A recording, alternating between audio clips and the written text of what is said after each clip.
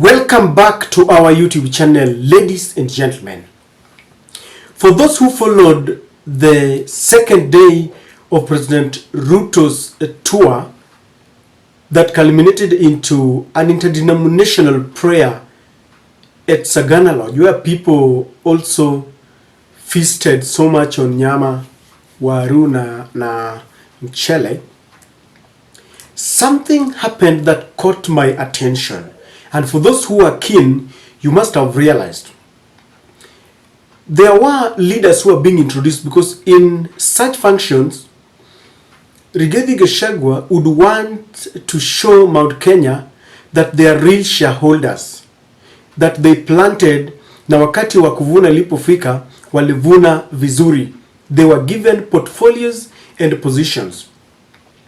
So there was a time when Kimani Chungwa, of course they've been yapping and ranting about the handshake and Nusumkate. He introduced the members of parliament and leaders who were there. Then it reached another level where he handed over to the CS in the Ministry of Water, Wahome Alice. So Alice was to introduce the ministers, and she introduced them one by one. But the burden rested on the shoulders of two gentlemen. Njuguna Ndung'u, who is the CS in the Ministry of Finance. He was expected to speak and tell people that the notion that the cost of living is high and that the taxes are very punitive is just ill motive. And that he's got a plan, and it was to justify at least why the taxes are going to be high. So Njuguna Ndung'u took his time, and at least he spoke, and he talked about the sufuria and something, and because it was in his docket, and it is because of that docket that people are on the streets. And you all know that people in Mount Kenya, to talk about why people are on the streets, why they have been beaten, why they have been killed, there was going to be a lot of justification, something that I dare repeat, cleansing of blood-stained fingers in Central Province in Mount Kenya. The second person who was to speak there, because he had a burden to explain, was Kindiki, the CS in the Ministry of Interior, because he controls the police. Under his watch, people were beaten, maimed, and killed. So I want you to watch this video where Ndung'u of Finance speaks. Then Kindiki was called, and you could see the manner in which people were cheering him up. They expected him to speak. Then Kindiki refused to comment, simply saying, "I'm Kindiki, Minister for Interior." And you could even see that people expected him to talk, because after applauding him as he was going to talk, Wahome Alice is saying, "Si amefanya kazi nzuri, siendelee." Just take a watch. Next I can have my brother Njuguna mwenye pesa Paris Treasury.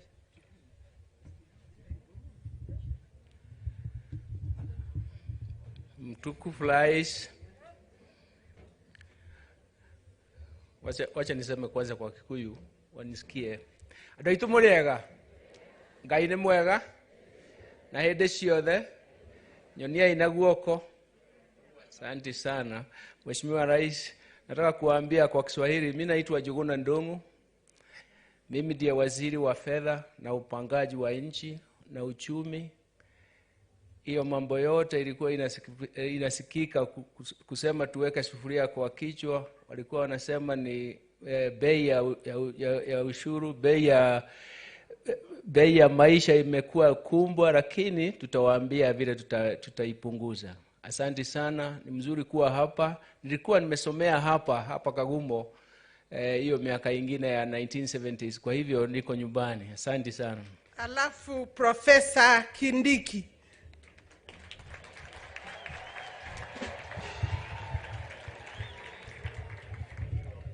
Asante Mheshimiwa Rais, mimi naitwa Kindiki, waziri wa usalama. Asante. Si ameshikilia vizuri? Tumpatie makofi aendelee vile aliendelea, si ndio?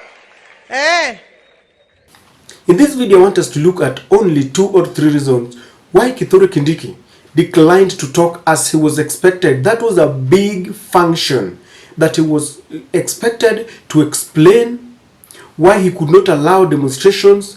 He was expected to say that moving forward they will not allow demonstrations, he will deal with them scathingly. He was expected to play some politics, just like the 2 speakers in the National Assembly, and Senate spoke so hard, showering William Ruto with the praises and saying that we need taxes, saying that we don't need to go to the streets. Kithure Kindiki disappointed. Do I call them the crowd or faithfuls or the masses, the congregation, because they were in a church at the same time in a political podium? I don't know. Before we do this, if you're watching us for the first time, allow me to request you to subscribe to our channel, click the notification bell, and please don't forget to like our videos and share them. The first reason why Kithure Kindiki refused to speak is one. Recently, you saw the ICC prosecutor, something that has really brought a lot of sentiments and debate, why Karim Khan had to come to honor that invitation by Mount Kenya University to give him an honorary law degree, because some people feel that it is not right. It was not right to come at a time when there are wrangles and 2 factions have written a letter accusing each other of fueling tension in the country. And he knows very well that there could be ICC staff secretly collecting evidence. Already organizations like Haki Yetu, all those organizations have got evidences. The other time you saw the United Nations Human Rights Office saying that people who had been killed were about 23, while the government had pegged the number at 7. So it shows that there are several organizations that have got facts and figures of those who have been maimed, those who have been killed. Already, Azimio still insists that those who perpetuated and took action in killing and maiming people and beating them harmlessly will face the full force of the law. It seems they want to follow through the international court because already they have a letter. So when they expected Kithure Kindiki to justify in public what is happening, Kithure is an international lawyer. He represented William Ruto at The Hague and he knows exactly what is happening.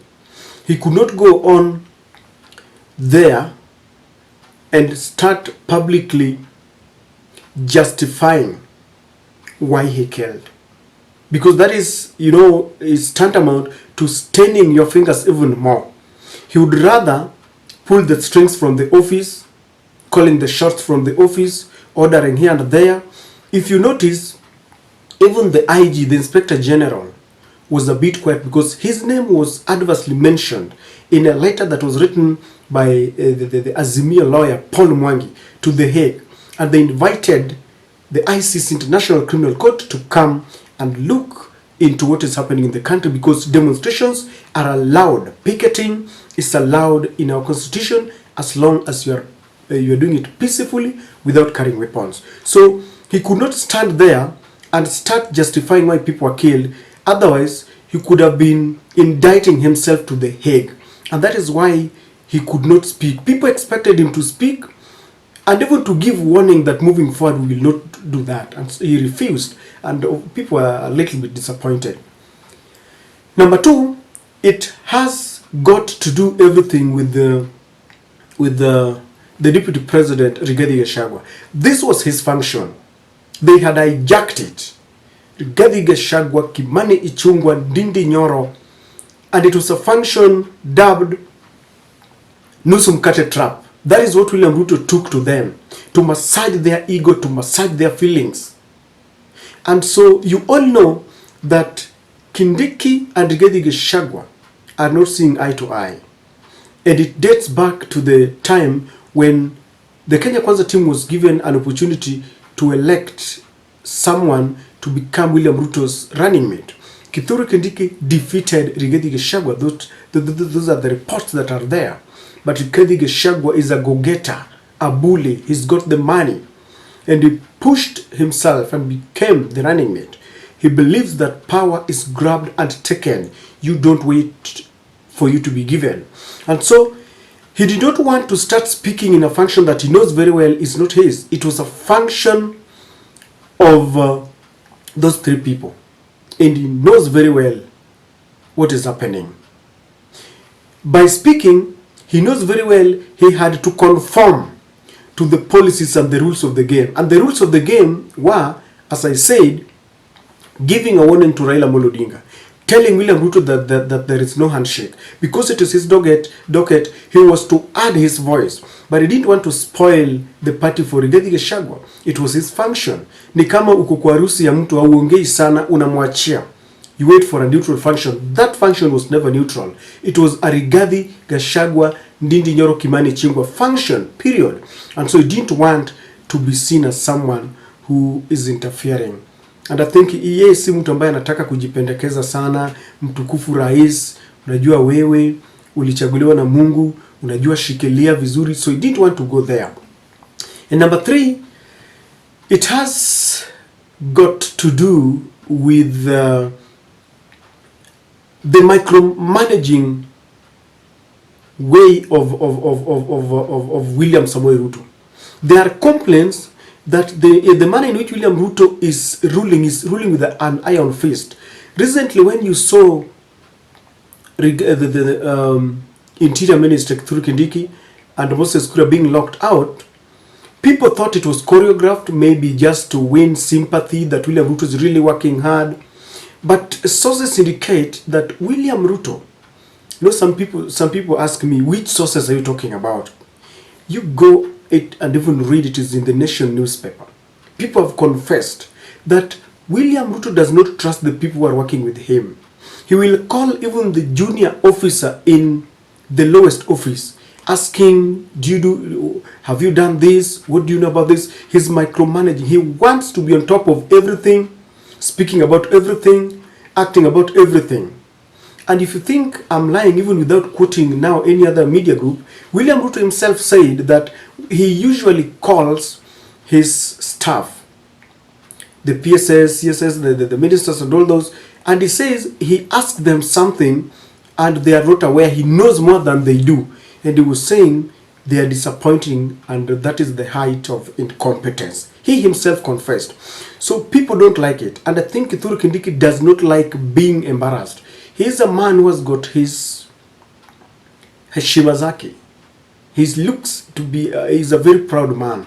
Remember, in his county, they wanted him to be a governor. William Ruto requested those people to allow him to work with Kithure Kindiki.